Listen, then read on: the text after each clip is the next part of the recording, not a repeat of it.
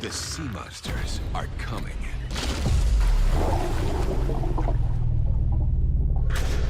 Leviathans.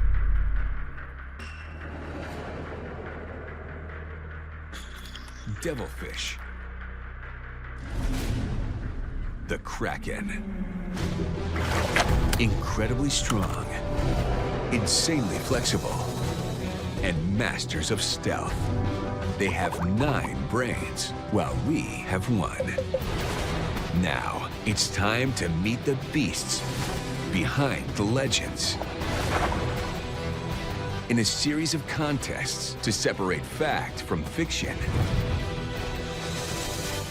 we'll challenge them and ourselves to find out if we are ready for the Octopocalypse.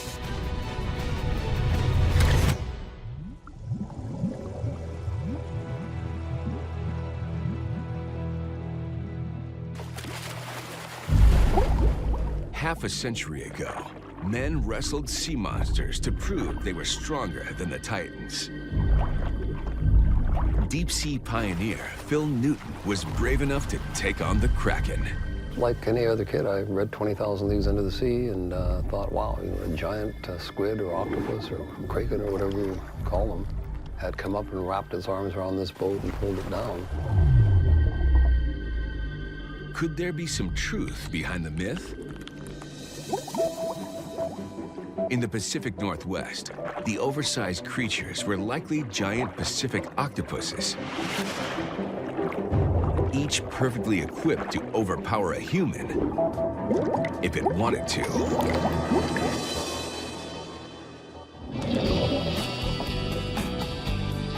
But just how strong is an octopus? This marine lab is the first stop to investigate these unique creatures.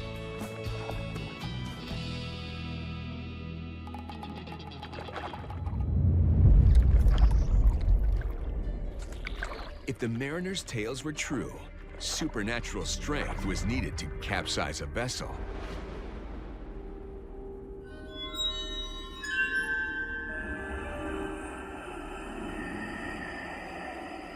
But in the search for facts, we'll start small. Granite Canyon is hidden along the rugged coastline of Big Sur, California. Here, seawater is pumped from the ocean into tanks that are home to several octopuses.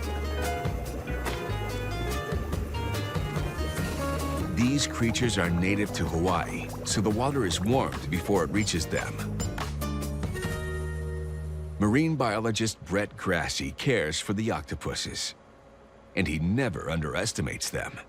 I tend to think of them as present-day aquatic superheroes. Brett and other experts will explore the potential of these remarkable beings. First on the list, strength. Of the approximately 300 known species, the day octopus is one of the strongest relative to body size. An octopus's head and body are combined, and this species' arms can stretch about 3 feet across. Brett's even heard that a curious day octopus drowned a snorkeler.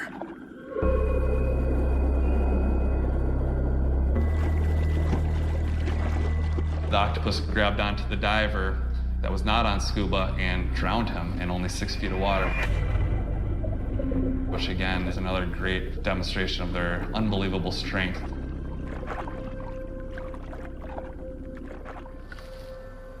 Brett attaches a scale to a jar that contains food for Olivia, the octopus. In order to probe the truth behind the report, he wants to determine how much weight she can pull. All right, let's see how strong she pulls this thing. I'm just keeping it consistent here. Let's see if she starts pulling back, how hard she can really pull here.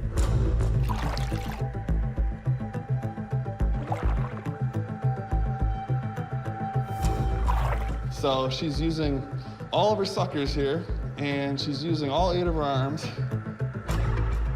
and she's really contracting her whole body to provide a ton of force here. You can see I'm almost shaking a little bit, trying to hold this scale steady for her. And she is still pulling back. And I'm using most of my strength to try to prevent her from pulling this crab down into the tank. And you can see here on that one pull, she's already got over 33 pounds of force here. That is extremely impressive for a 2-pound animal. After seeing Olivia's amazing strength, it's not too far-fetched to imagine a human being pulled down from the surface. There's no way to test the power of a monster octopus. But 200-pound humans are 100 times heavier than a day octopus. So how does their strength compare? These athletes combine high-intensity cardio with Olympic-style weightlifting to achieve their optimum strength.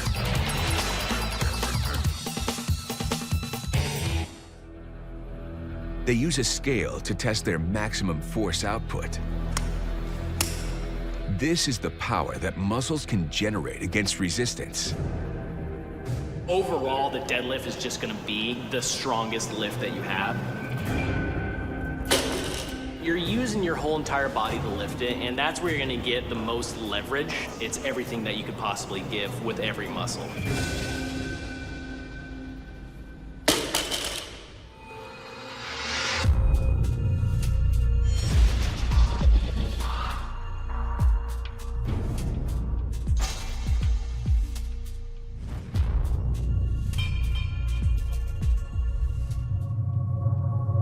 Go, 300, 400, 500, 608, attaboy.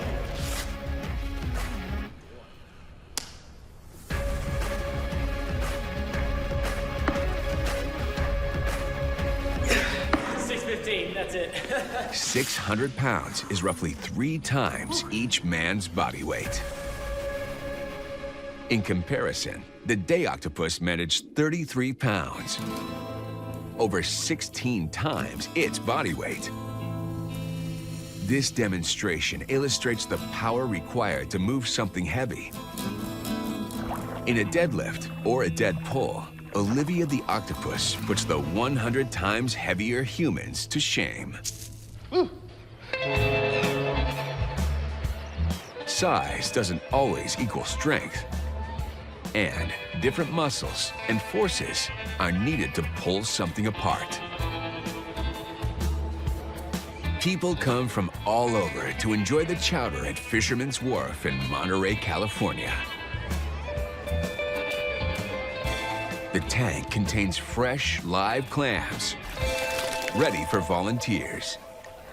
Hey, you guys look strong.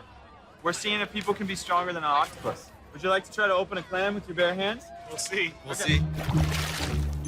So you can use any method that you want with your hands and see what you can do. Please open. Please talk sweetly to it.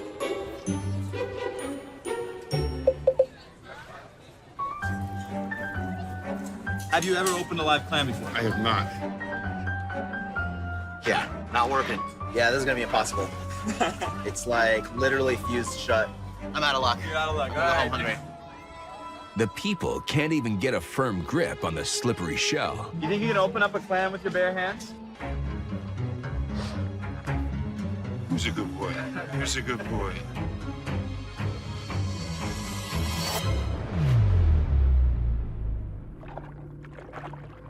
By comparison, Olivia easily pulls her clam apart and quickly devours the tasty meat inside. She even shattered the shell with just a few seconds of effort.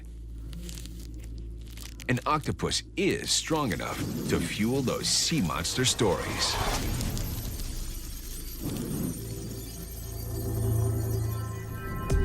And every octopus has around 2,000 suckers distributed throughout their 8 arms. the suckers can move and grasp objects independently, as well as taste the water around them. Tiny ridges that line the insides of the suckers allow the octopus to create a seal on a rough surface. Octopuses shed the outer rings of their suction cups on a regular basis, which guarantees a tight grip.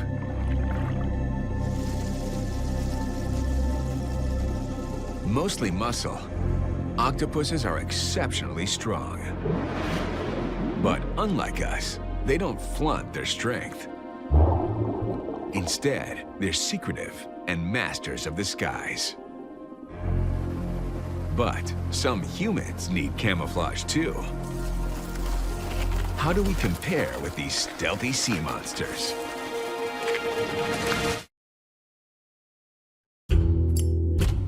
The octopus is famous for its ability to hide in plain sight. These masterful creatures can quickly change to match their surroundings by using tiny sacs of pigment under the surface of their skin. The sacs are called chromatophores, and an octopus has thousands of them throughout its skin. Muscles around each chromatophore increase or decrease the size of the sac. Got a piece of stretchy material, and in the middle here you'll see this red dot, which basically is similar to a chromatophore. And when it's relaxed, it's very condensed, but as soon as it expands, that area gets much, much larger, and then will color more of that octopus's skin. The cells can reveal or hide more of any color in an instant. A handy trick for a stealthy sea creature. But camouflage can be essential for people, too. In the Arizona desert, the GPS Sniper School teaches marksmen how to disappear on the battlefield, just as an octopus blends into its surroundings. Former Marine sniper Corey Clancy spent years becoming invisible for the military and is now an instructor. A Marine Scout sniper has a lot of jobs: precision rifle fire, observation, reconnaissance, and intelligence. All of these skills must be combined for him to approach his targets undetected.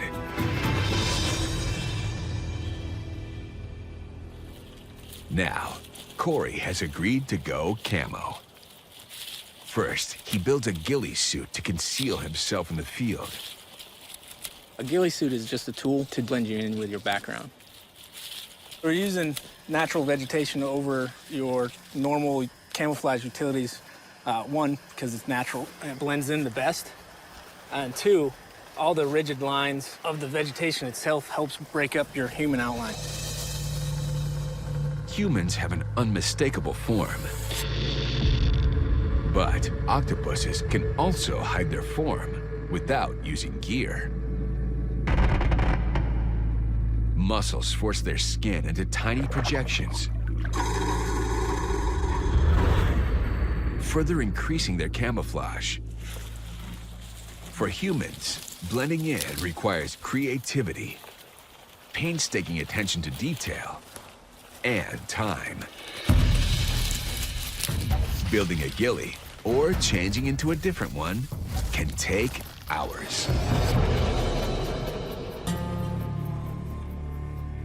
With the changing in environments, you also have to change your ghillie. So if you're going from woodland to desert in one movement, you've got to carry both.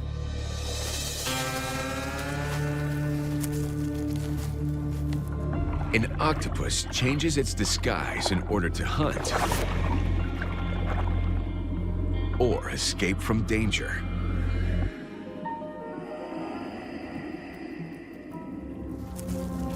The same is true for snipers in the field. You kind of got to think of both predator and prey. There's going to be portions where you are the predator, and you got to think what they're going to do.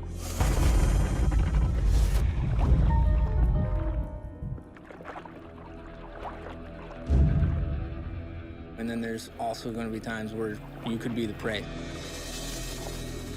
So you got to think like they do. You have to think about how your enemy would be observing and do the opposite. So you get one chance to get it right. If camouflage fails in a real-life scenario, the consequence is pretty much death. Corey demonstrates his ability to become invisible.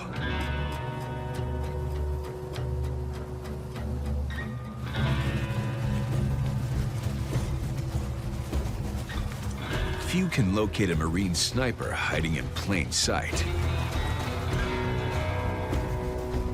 Corey is a wizard at camouflage. But how do his skills compare with those of an octopus? And can his keen eyes even locate a sea monster in hiding? An octopus can vanish or appear instantly. See if you can spot the octopus. Right there. No, damn, that was pretty good. Corey missed the octopus. Could you imagine in your job if you had your clothes that could just A thin layer of, material. That would be really nice. Yeah. You could just wear that anywhere in any environment. You don't have to worry about changing. Make my job a lot scarier. Scarier for you guys, not for me. Our ex-Marine concedes that when it comes to camouflage, the octopus is hard to beat. As far as adapting natural camouflage, humans obviously are on a lesser scale than octopus. Elite soldiers like Corey Clancy would love to be as sneaky as an octopus. And the military isn't the only group of people trying to reproduce this astonishing ability.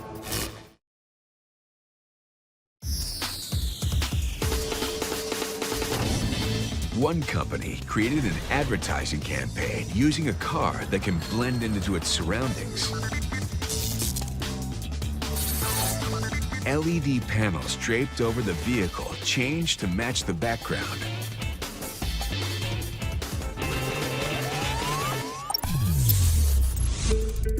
The process uses a small camera on the backside of the car that captures the moving background and instantly sends it to the LEDs.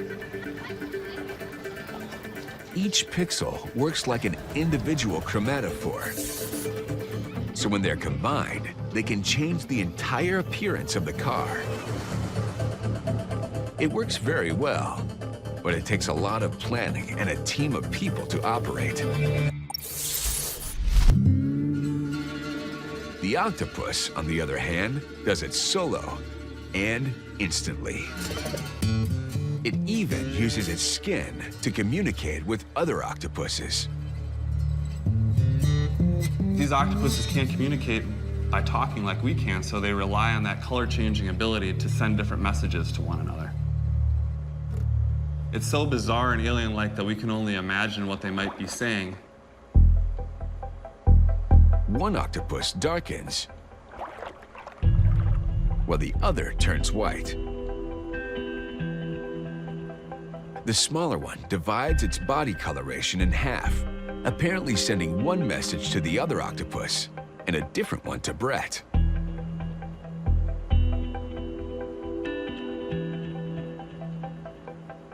It's pretty impressive that this animal is able to change two completely different parts of their body to represent different emotions and different color patterns. They are using a language that we are struggling to translate.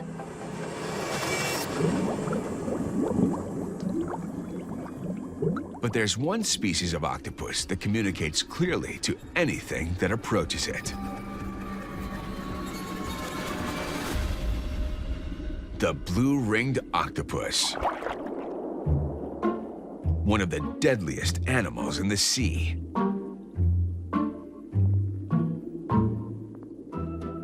Its venom is 1,000 times more deadly than cyanide. one blue-ringed octopus has enough venom to kill 26 humans. This tiny critter is not aggressive, but it's not social either. So it flashes a warning that signals, stay away. No larger than a golf ball, this little octopus needs to save its venom for prey.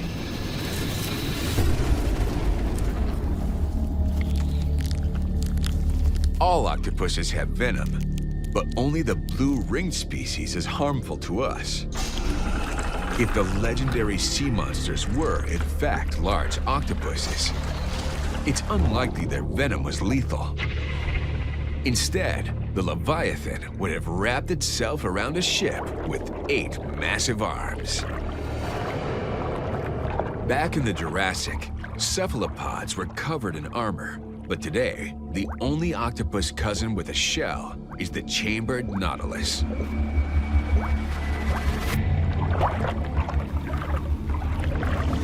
As the octopus evolved over 100 million years, it sacrificed its shell to gain speed and flexibility. They can fit themselves into nearly any space. The only limitation an octopus has is its remaining hard body part, a bird-like beak. It's made from keratin, the same substance as our fingernails. Olivia the day octopus has a beak the size of a marble. She has been conditioned to travel through a tube 1.5 inches in diameter, the size of a silver dollar. It almost seems like magic. How do we compare with the Houdinis of the sea? Al Miller is brave enough to challenge a sea monster when it comes to escape. The contortionist calls himself the Human Knot. And he's been squeezing himself through small openings since the day he was born.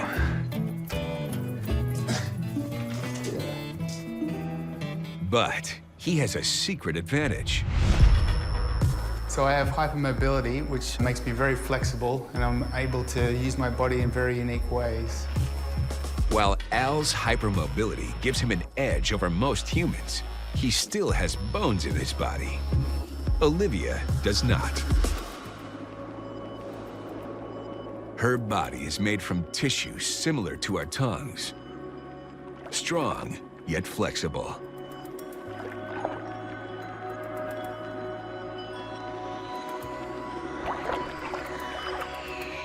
Let's see how this translates into an escape.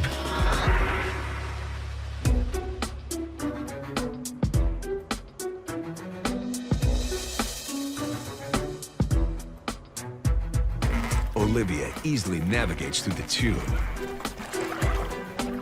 But Al isn't intimidated. Yet. All right, here we go. Now, it's Al's turn.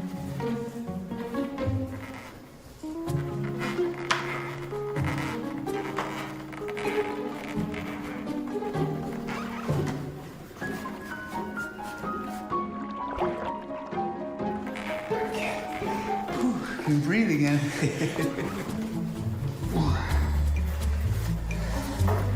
All right. Not difficult.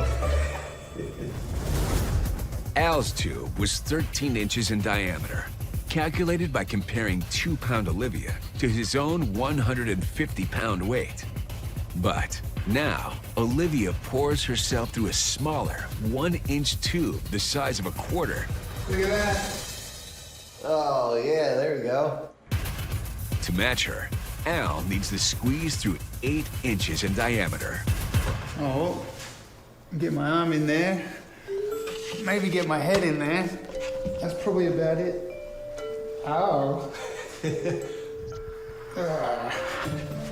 Yeah, I'm definitely not getting my shoulders through there. Yeah, there's no way. Olivia 1. Al 0. But a contest between a vertebrate and a boneless creature isn't really fair.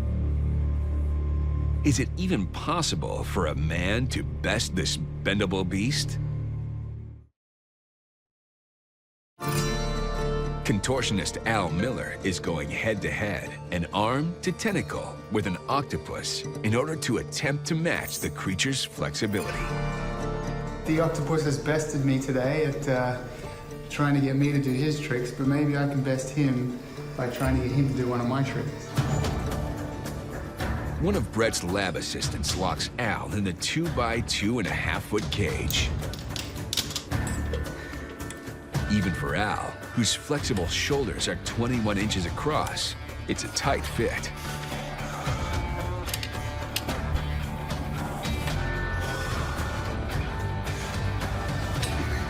Al is feeling confident, even smug. Now, the mini monster takes its turn, using a scaled-down model with the same proportions as Al's cage.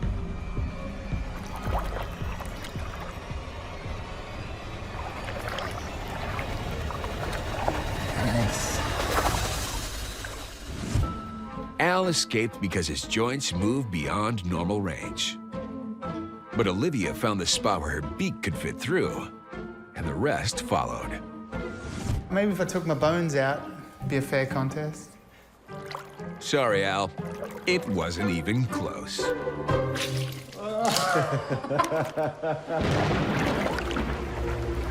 This is how the legendary Kraken could have fit through a ship's portals.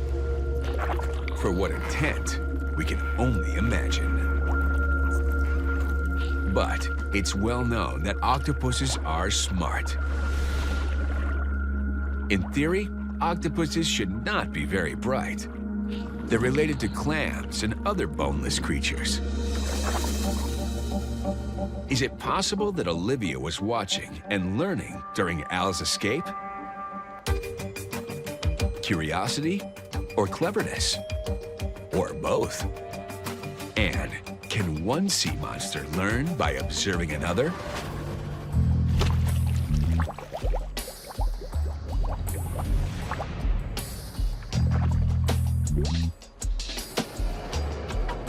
Olivia is given a challenge. A clear tower with food inside. The only entrance is on top. At first, she repeatedly and unsuccessfully tries to pounce on the food.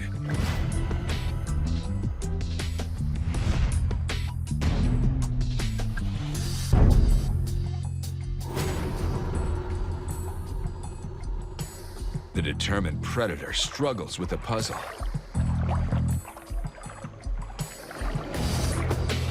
Finally, she discovers that access to the crab is from the top. Problem solved, and the reward is dinner.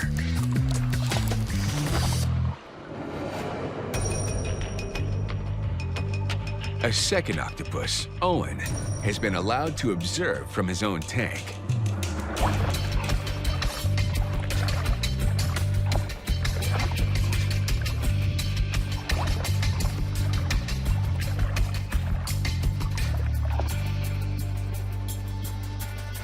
Owen has never done the challenge. But he gets it right the first time.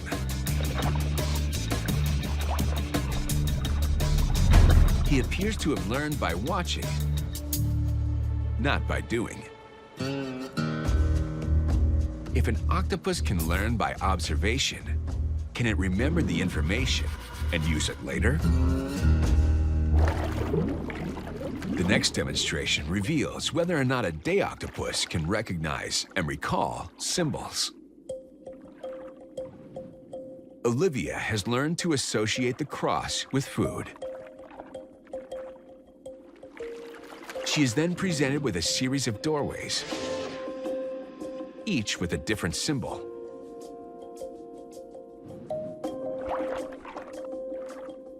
There's no hesitation. She knows which sign means a snack. even when the position of the symbols changes, Olivia chooses the correct symbol. Some scientists define intelligence as learning information and then using that information to one's benefit.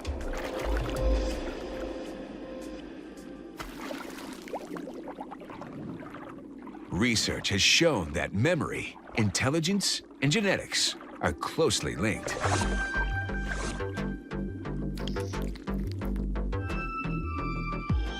The octopus genome is nearly comparable to the human genome in size and complexity. A genome is the complete set of genetic information in an organism. In the octopus, genes that define the brain and nervous system are plentiful and complex, with 2/3 of the network spread through their arms.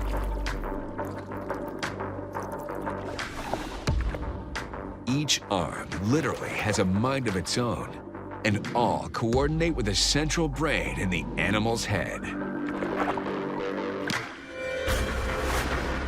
This would have allowed sea monsters to find their targets with any one of their 8 arms, zero in, and grab what they want.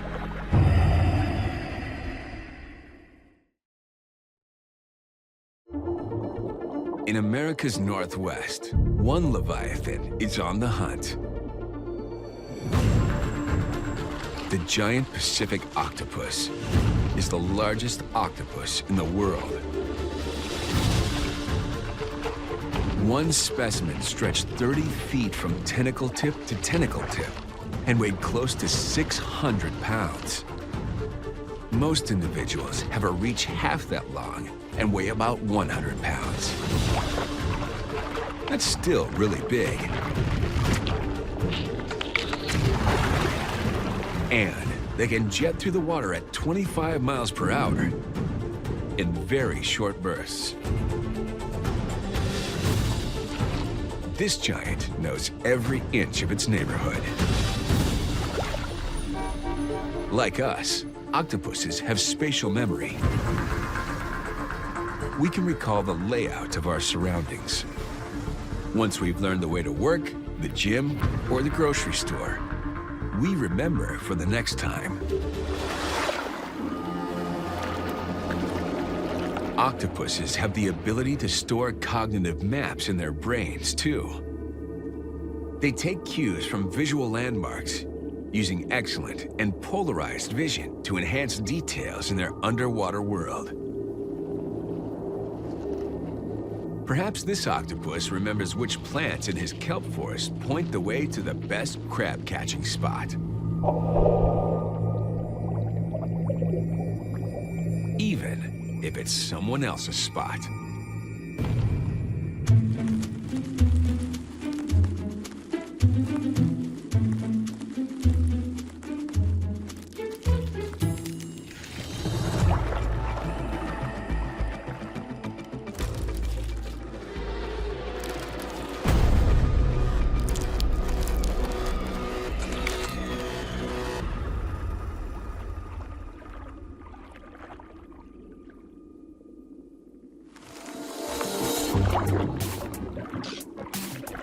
Every octopus must learn everything about its world, including how to survive without any help at all.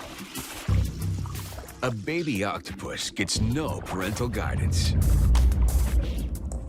Female octopuses will die after they lay eggs, sometimes even before they hatch.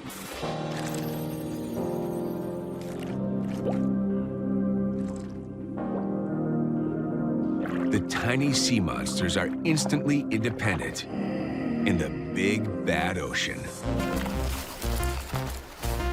This steep learning curve might encourage the creature's ability to solve problems and conquer challenges. Dr. Janet Voigt is the Associate Curator of Zoology at Chicago's Field Museum, and she specializes in octopods. If octopuses lived 100 years and had overlapping generations, so mom octopuses taught the babies all she knows, and the babies remembered, and as they grew, they learned more and more, human society would be big trouble. Sea monsters learn quickly, but there are many definitions of intellect. Tool use is an accepted sign of higher intelligence. And some scientists believe that octopuses are in this realm.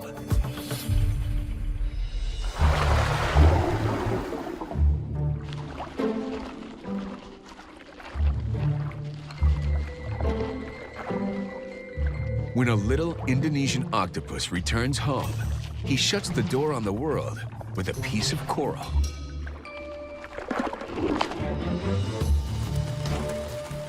The small beast knows how to take care of its needs.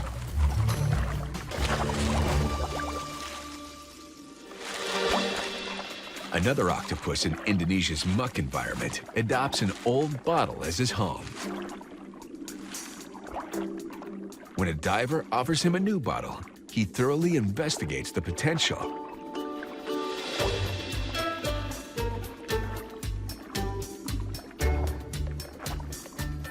Only after he gathers information does he make a decision. Thanks, but no thanks.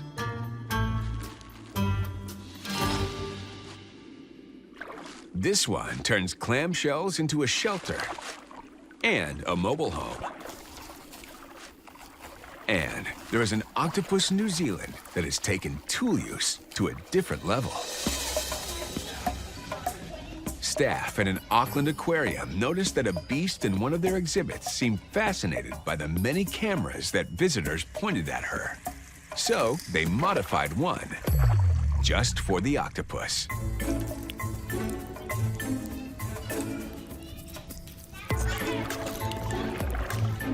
Using her nimble suckers, this octographer is able to push the shutter and capture the memories.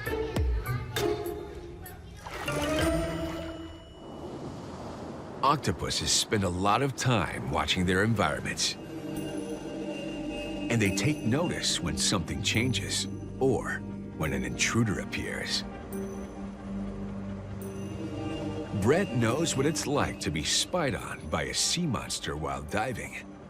It's a very common experience when you're down there to see them observing you and trying to figure out what you're doing in their ocean world.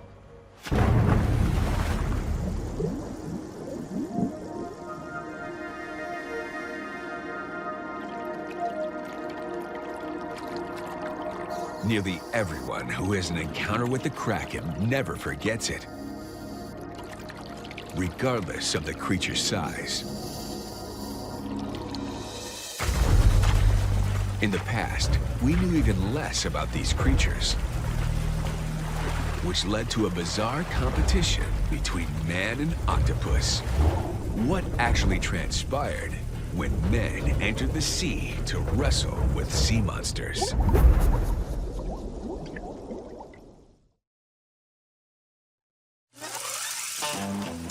It doesn't happen now, and was controversial even then.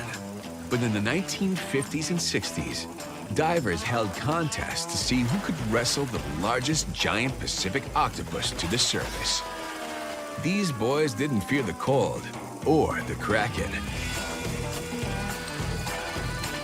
The winner was given $1,000. Bystanders crowded the waterfront to get a look at their local sea monsters.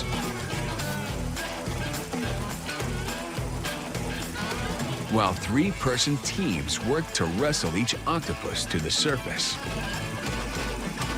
Once the beasts were out of the water, they were quickly weighed to see who had conquered the biggest monster. Some got new homes in aquariums. A few landed on dinner tables. But most were returned to the sea.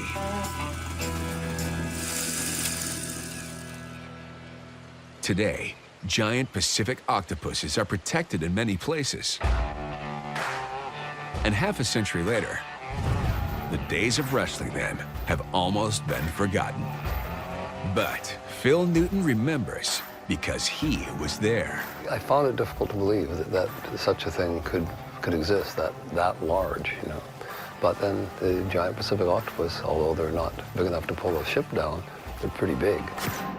Phil was a world champion octopus wrestler and is still passionate about sea monsters. Today, he's an internationally renowned deep-sea pioneer and submersible designer. And he combines his interests. I love diving. I mean, I'm absolutely, completely nuts over diving. But slowly I began to realize that what I really liked was building things. After his octopus wrestling days, Phil was inducted into the Diving Hall of Fame and now trains astronauts for NASA. He's been to places few men have ever gone and faced creatures few will ever see. Some really, really big octopus do exist. I've heard, tales of octopus actually being a problem to divers, but I've never encountered it myself.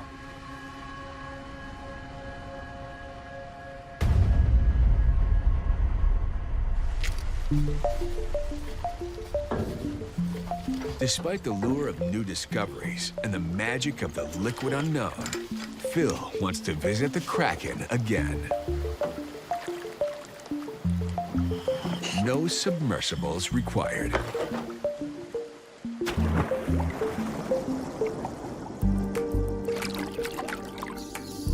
He's been diving the mysterious emerald waters of British Columbia since he was a kid, the home of the giant Pacific octopus. It takes a keen eye to spot one of the clever chameleons. If you can suddenly match your background exactly and move while matching the background, that's a hell of a trick. It isn't long before Phil sees a giant beast. But his perspective on them has changed. Every octopus has a different personality, and this one seems curious.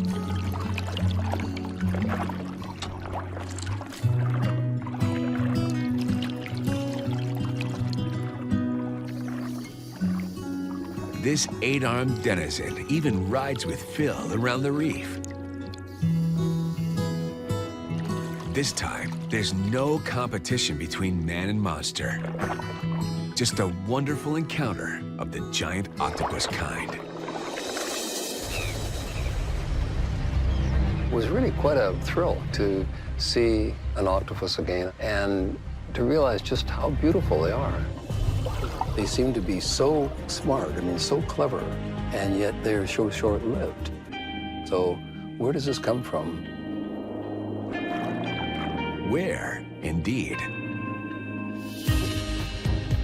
Octopuses may seem like sea monsters because they're so very different from us. But the more we learn about these incredible creatures, the more our fascination and respect for them grows. As our planet warms, both humans and monsters face many unknowns. Will octopuses be able to adapt to changing conditions in the sea? And as Earth changes, will we? Some say we have an important question to ponder. Who or what will conquer the challenges ahead? Man or octopus?